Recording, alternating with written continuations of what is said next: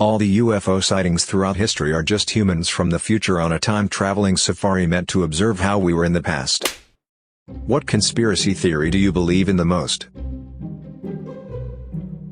I think some memes are started by businesses as a form of free advertising.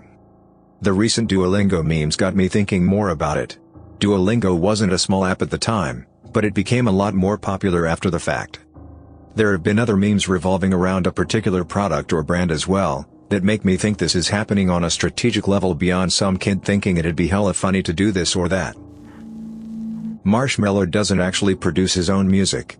My biggest piece of evidence is the creator arcade videos. He speaks and navigates Ableton like someone with only a basic knowledge of music production. He does everything number by number. Producers don't do that. You can't just instantly know that sound needs a boost of exactly 1 dB at exactly 1.2 kHz without even listening to the sound first. He randomly pauses every now and then, presumably to be fed lines.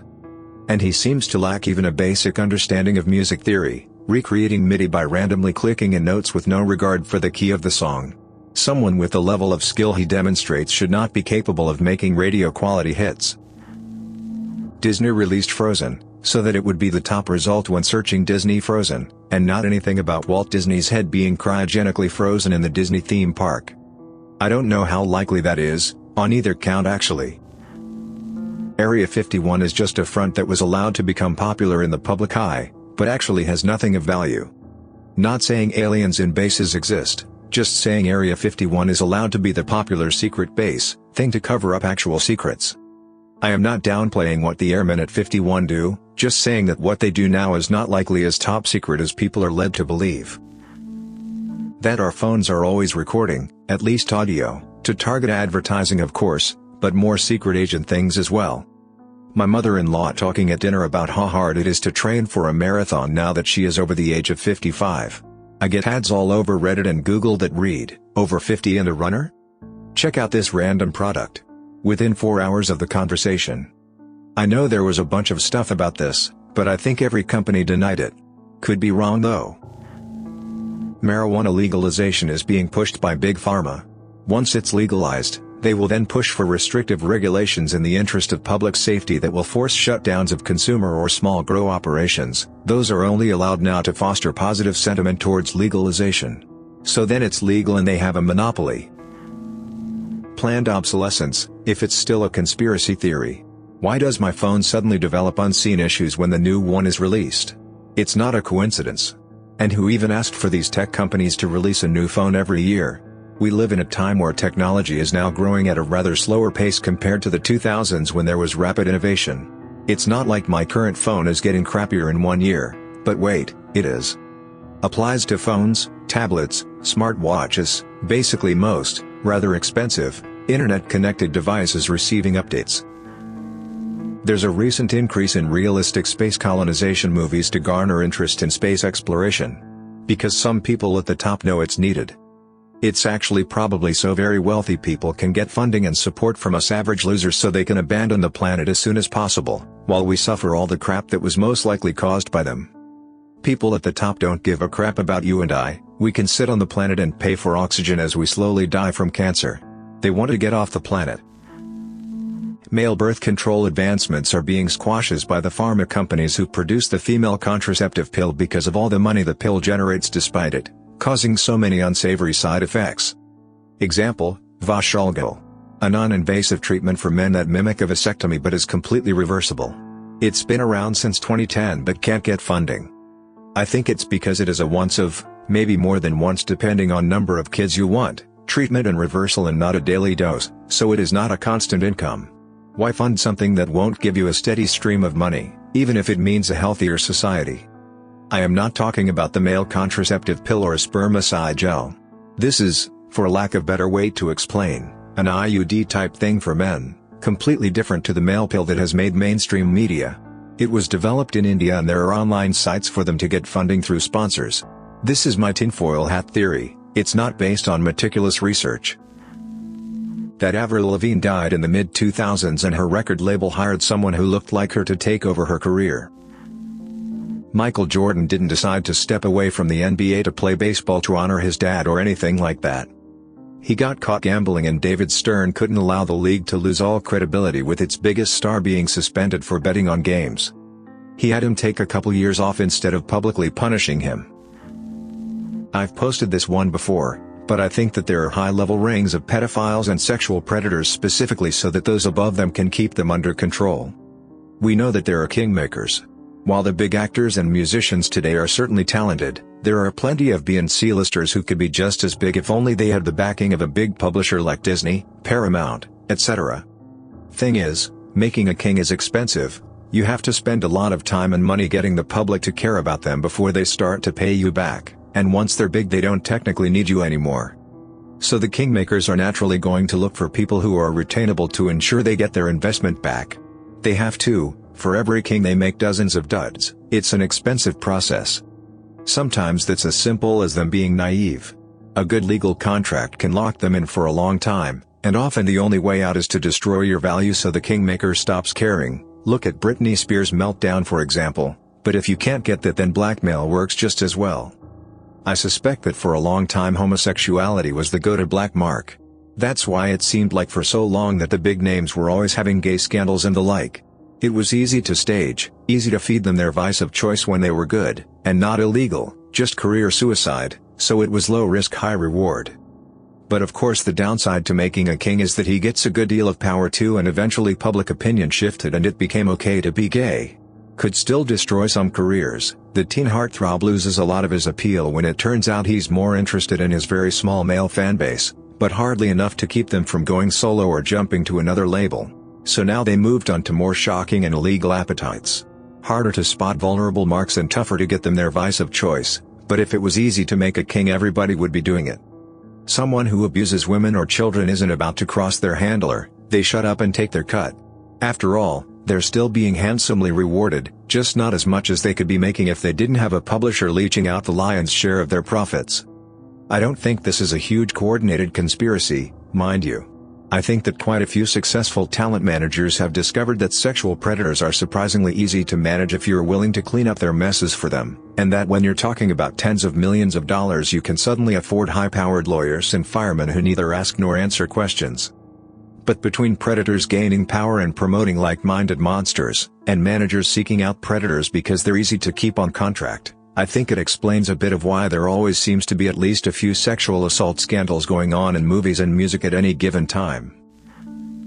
All the UFO sightings throughout history are just humans from the future on a time-traveling safari meant to observe how we were in the past. They are supposed to keep out of sight, but because of human and mechanical errors, there have been hiccups with their cloaking which have resulted in being seen. That's why there have always been so many reports of them throughout history, but there has never been an attack. It's just us. Also the reason why we don't see as many examples of UFOs now even through pretty much everyone has a camera is because people are not that interested in this time period since we already document aspects of human life all the time. PETA is ran by the meat industry to delegitimize vegetarianism and cutting back on meat. This one is more personal but I fully believe it. Long story short, my father-in-law was good friends with a guy who was pretty high up in Boeing. Like, knew some top secret kinda stuff. Well, he ended up quitting as he couldn't take the pressure. He was a very paranoid person, to the point his was a hindrance to his life.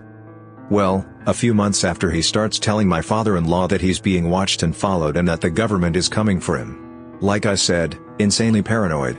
A few extra details that will be important: he drove a moped as his primary transportation and he was very overweight.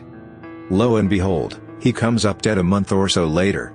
The official story is this: he was riding along when a hitchhiker waved him down. He stopped to pick him up, drove a few miles down the road to a secluded wooded area, pulled off the road, walked into the woods and shot himself. I shouldn't need to explain what's wrong here but I will anyway. I'm supposed to believe that a guy with crippling paranoia picked up some random hitchhiker and then killed himself. Even if he wasn't paranoid, it's basically impossible for him to fit a small child on his moped with him, let alone a full-grown male adult. No information was ever released about the hitchhiker. No name, no statements to the police, nothing. The Earth is a zoo created by aliens, and UFOs are visitors. In Lilo and Stitch, they said Earth was a wildlife preserve for mosquitoes. While the aliens refer to it as a preserve for mosquitoes, at the end of the movie we're told that it was a lie made up to protect Earth from destruction. There is intelligent life out there, it's just that we're too primitive for any prominent contact with aliens. Aliens choose to not come to Earth because we are lacking in intelligence and technology, and that the conspiracy is that we know this for whatever reason but plead ignorance in suggesting there is life out there. I somewhat subscribe to this idea. Imagine if advanced alien civilizations view and treat us like we do the people of North Sentinel Island. India until recently did a yearly overflight of the island and also sends out helicopters to check up on them after major events like the tsunami, but we take a very hands-off approach since the islanders are so primitive. Who's to say some advanced alien civilization that views us as quaint isn't taking the same approach, and that the UFO sightings aren't basically to us what the Indian government helicopters are to the islanders? I really hope we are in a simulation. Every religion's heaven sounds like a real drag, but I don't want everything to just end. Ideally, one day I'll die, then just wake up in a room, go get a snack or something, then load up another life and go for another spin. Repeat millions or billions of times. That Princess Diana's death was orchestrated by Prince Charles. I just can't wrap my head around the idea that this guy has an affair with Camilla and gets caught. Divorce happens, and even during the divorce and after, she is doing absolutely the best, like just killing it still in her duties, mom duties, the gorgeous revenge velvet dress, the entire world adores her. Then all of a sudden she dies in this car accident due to her driver? You know how many countless times she was driven by someone who was trained and hired specifically for the royal family. Then Prince Charles gets married to Camilla and all is right and well again in the public eye the world gets to see. Federal law enforcement bodies are working with the public and private prison industries to flood the streets with heroin and fentanyl, because they see the impending mass legalization of marijuana, and can't risk that many empty cells. A massive uptick in street opioid use in the past few years, combined with aggressive policies targeting legitimate pain patients, and cutting them off of their medications, as well as restricting doctors' abilities to treat more people with things like Suboxone. It's not Big Pharma. Why would they allow their most popular and abusable medications to be all but banned if they're as big and powerful as everyone thinks? It's not like they're hawking new treatment drugs, and the government is working hard to ban natural alternatives like kratom on top of it. To me, it all points to a concentrated effort to increase drug-related offenses to keep fines and court fees rolling in and cells filled after weed is legal. Amazon tracks people who buy Ring doorbells and then waits for those same people to buy another product. Then they send actors and actresses to deliver the next package. While delivering, the actors are told to do something cute or quirky, dance, smell the flowers on the porch, or pet a dog, so that the owners will hopefully see the footage and post it online to social media and give the impression that working for Amazon is actually fun and exciting. All the while getting free advertisement. Music feuds don't exist. They are created by record labels. Anybody who thinks Taylor Swift and Katy Perry were feuding are morons. It is a marketing stunt. Their record labels create these feuds to sell music. When Taylor fans think Katy does a song about her, they all buy the song to see what she is saying, then buy her album to find more songs that they think are about Taylor, and the exact same thing for Katy fans. They are given generic songs to sing that people just assumed are about the other but in reality aren't about anybody. Same goes for rap feuds. A up-and-coming rapper feuds with a more successful rapper to gain popularity, just as that more successful rapper did when they were coming up. All these feuds are just to sell more music. Stoned ape theory is fascinating. The possibility that our conscious thought and self-awareness was developed from monkeys eating mushrooms is so crazy but still plausible. Remember when you were a child and had a life-changing revelation on how the world works? Remember any one of the life revelations that brought you to where you are? All of your thought from that point forth was altered and now on a different path of thinking. Your reality became different and a clearing took place in your mind where you finally understood. An epiphany. This absolutely happens when you take a high enough dose of psilocybin. The theory is that primates discovered shrooms in the wild and it unlocked logic or analytical thinking in their brain, the one thing that most differentiates us. With this newfound logic came a biological shift over millions of years. It would make sense that the split happened sudden and remained divided, since humans with logic wouldn't form social bonds with primates like that. They'd stick to their species for survival and easier hunting. That the governments of this world, and other entities mentioned in these things, are double-playing the conspiracy theories and theorists, and not only through stigmas like the tinfoil hat. I believe that, for example, if there is one huge leak by one of these guys, or maybe even by someone like Snowden, not him specifically, but someone in his kind of position, or at least someone that won't be instantly deemed a nutjob, it's in fact a decoy. You hear about the mess-ups they can afford to let you hear about, thus keeping everything in a constant state of confusion. Are they really that stupid to have that leaked? Or are they 3 steps ahead? You can never know, and that's the way they want you to be. There's a lot of things that go smoother than silk and nothing ever truly feels like it's changing. It's like, I believe they would have the manpower, the intelligence, and the stakes high enough to pull something like this off. Thanks for listening to Radio TTS. Hit the subscribe button and activate the bell notification. Share your own favorite conspiracy theory in the comments below and let me know which of the listed theories you like the most.